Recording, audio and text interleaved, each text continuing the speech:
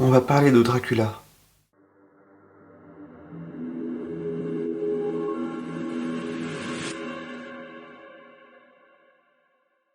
Dracula, c'est ce vampire mythique apparu pour la première fois dans le roman de Bram Stoker. Depuis, il a connu de nombreuses adaptations au cinéma. Mais d'où vient-il? Le vampire a toujours fasciné. Inspiré de Vlad l'Empaleur, Dracula est surtout connu pour avoir créé toute une mythologie autour du vampire.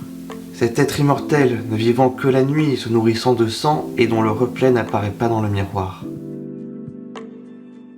Sa première apparition non officielle est dans Nosferatu, réalisé par Murnau, qui changea le nom pour des raisons de droit d'auteur.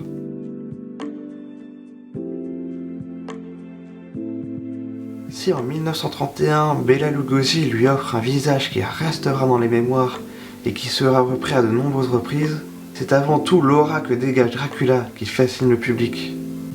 Car chacune de ces adaptations prend des libertés quant à la lecture du personnage.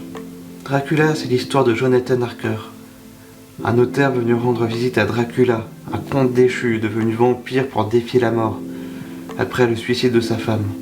Après avoir enfermé Jonathan dans son château, il se rend à Londres, où il tente de rejoindre Mina, fiancée du notaire et portrait craché de la femme du vampire. Bien qu'il soit avant tout un monstre de la littérature, on ne peut tout de même pas délier Dracula, cet être d'illusion, du cinéma. Dracula est un monstre d'illusion, aux 1000 visages qui reflètent toutes nos angoisses.